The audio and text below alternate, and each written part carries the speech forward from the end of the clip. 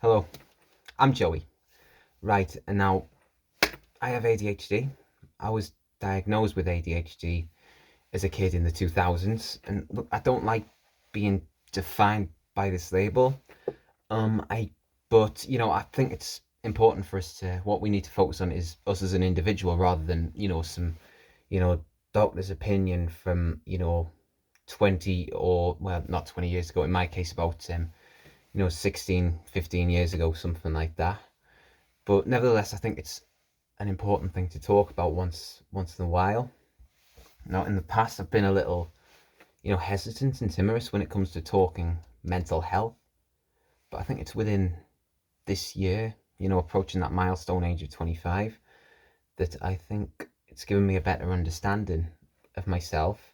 And, in so doing, I think I've got to a point where I can candidly talk with a newfound degree of confidence about this issue, which is definitely a positive for me. And anyway, look, the term ADHD at the moment is enjoying somewhat of an unwarranted vogue.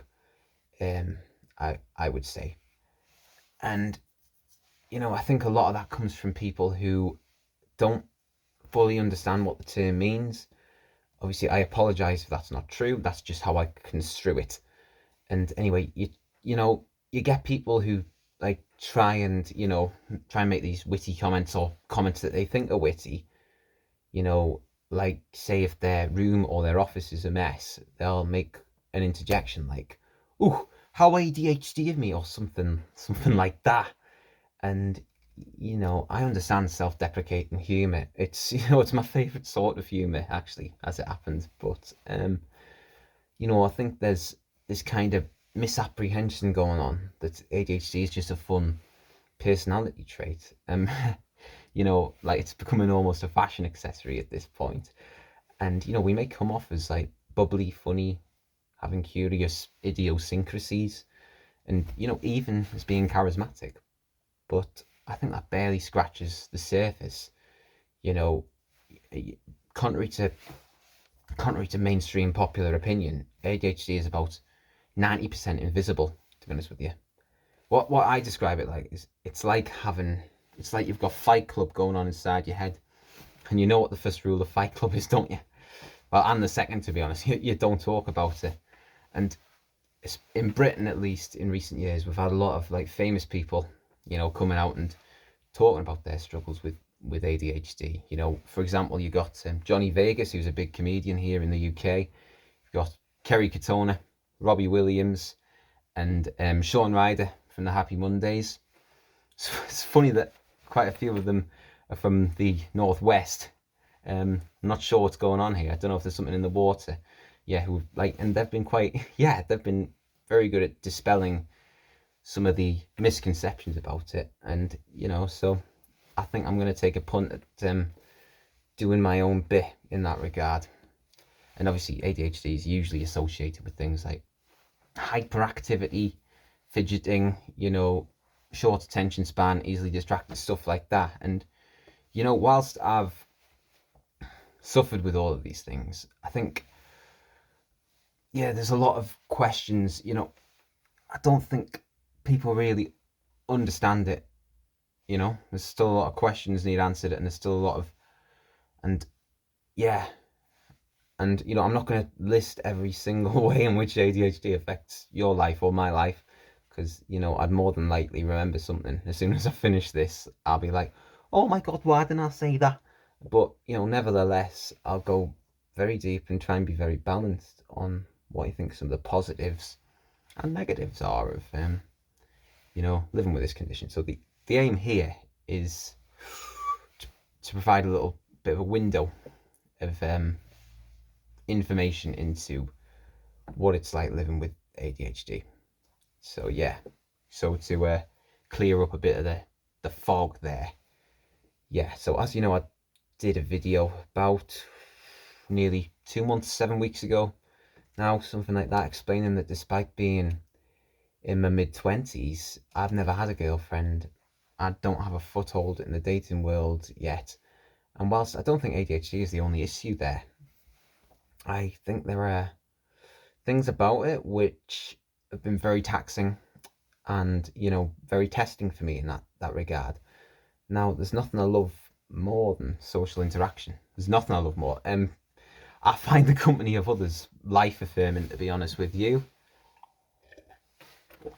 And but there's one sort of checkpoint Charlie of all of this. Well, I call it a checkpoint Charlie. That's what it is at the best of times. At the worst of times, it's like the Berlin Wall. And for social interaction, like the big barrier there is kind of small talk. I have two Achilles heels in life. Well, I've got a few Achilles heels, but two main ones. Small talk is definitely one of them. It creates two main problems for me. The first being that, I'll make some milk toast attempt at small talk. And, people might find from that, my conversation's a bit wooden, a bit stodgy. Or they might find me distant, maybe. And, they'll look for something to distract themselves, and the conversation, it's over like that. And then there's the other extreme of it. It's like, yeah, with a lot of stuff, it's like one extreme to the next, to be honest with you. And that other extreme is that obviously I'll go all in on a conversation. I dislike small talk that much. I'll try and avoid it straight away. And, as soon as I get an opportunity, I'll go real deep, real quick. Conversation for me has got to be intimate. Yeah, because that's what I really value in life of social interaction. It's deep, meaningful conversations about stuff,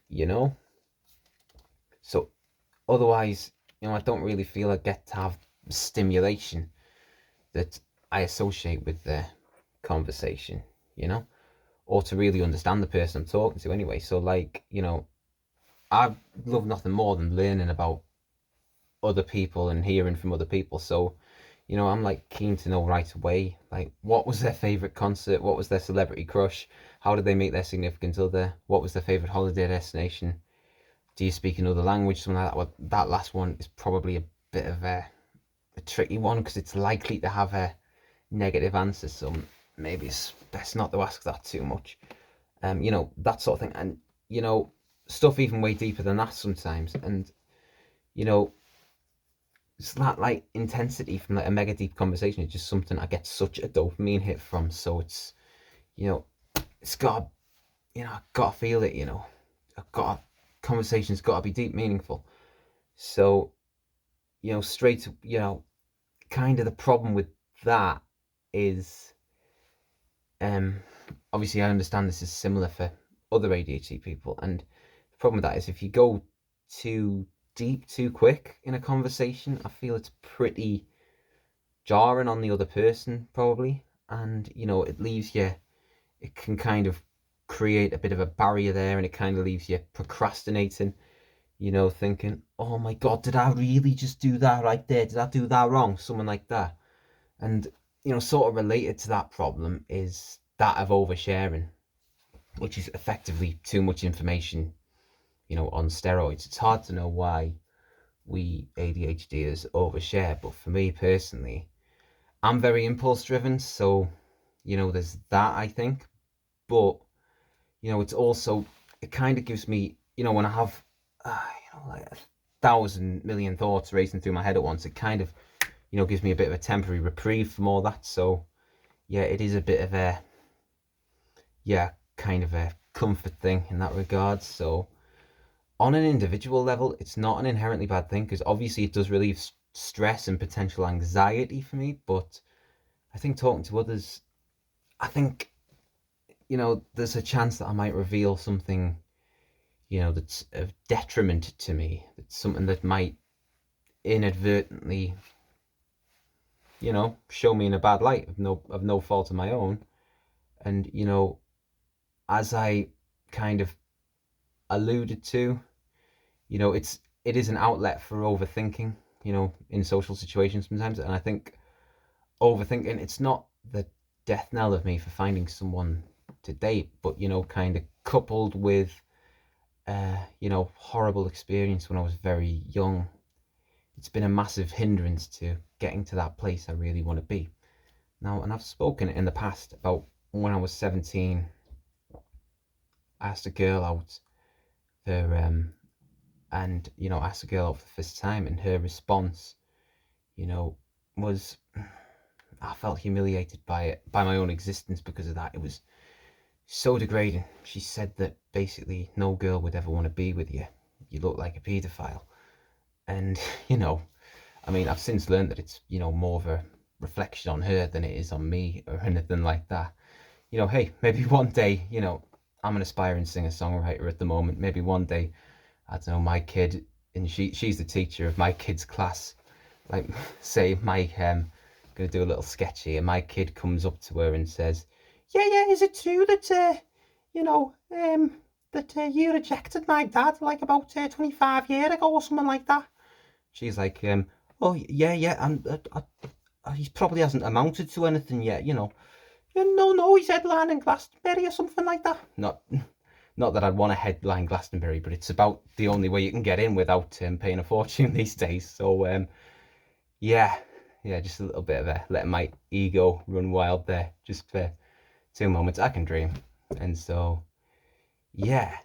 And so because of that incident where the such a blow was dealt to my self-esteem, my confidence, I've never been able to ask out a person of the opposite gender, since rejection sensitive dysphoria is strongly associated with ADHD, and that sort of coupled with the overthinking, I replay that incident, of when I was 17 in my head like 50 times over.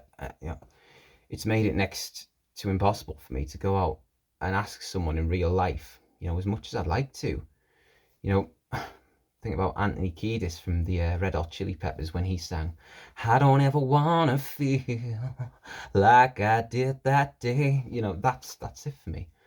And although I've since come to the view that I can't let an irrelevance from when I was a teenager, dictate my future. And so, yeah, and I actually can see the end of this in sight. I think we're in the pre-dawn right now. I can almost sense the better times in that regard are forthcoming. So, yeah, overthinking is something I found debilitating in the past, but there's also this, it's so widely mistaken for laziness, somewhat understandably, but it's one of my pet peeves nonetheless. It's really, really like, it's mental paralysis, basically, is what it is. Any task, straightforward, complex, and no matter how motivated you are to achieve this, we just can't feel galvanized to do it, So, I think the reason for it is we crave natural dopamine so much, and any disruption to this pathway, which can be caused by trying to complete a task, sort of just drowns you in apathy and lethargy, to be honest with you. My life sometimes feels like a sort of mountain of unfinished projects, like half written songs, half learned songs, half finished art projects, half read books, the list just keeps going, to be honest with you. And so in the end, you kind of feel paralyzed to do anything because, you feel you can't do anything because you want to do everything, is what it is. And, people will say to you, just do it. Look, oh God, if I had a pound, if I had a quid, for every time someone had said that, I would probably have bought like 500 houses in Thailand by now or something like that. Our brains aren't wired for that sort of thing. Yeah, so you just can't do it. It's like trying to fit, a double-decker bus through a straw, basically. You have 1,000 thoughts running through your mind. It just doesn't work like that. And, it goes from one extreme to another in ways, you can never predict. Like, some days I just want to swim the entire length of the Amazon. Other days I just barely want to get out of bed. But, extremes aren't always a bad thing for me. This kind of brings me on to my other Achilles heel, though. It's routine. I could write a book twice as long as the Bible about how much I dislike routine, and it still wouldn't do it justice, because I despise routine. It physically destroys me so much that I could never work a 9 to 5 ever again. Last time I did, I gave it up after 3 weeks. But anything outside the ordinary at all, it kind of, I love everything outside the ordinary, even remotely outside, my regular, my regular routine, whatever that is. I don't really have one, but okay. But yeah, it sends my dopamine off the scale. Like, it's why, I love to travel. Like, I've been around the world. I've been to all different places, and I loved the most being in really extreme places.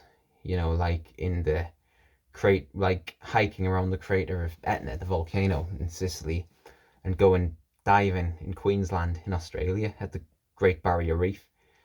And it's stuff like that. I just love, extremes. It makes me feel like how I'm meant to be as a human being. It sort of, just does something. Oh my God, I just feel so warm inside when, like, the more outside the ordinary, the better for me. So, but yeah, I can take a look about like these times with great fondness. But at the end of the day, we Westerners live in a world geared for routine.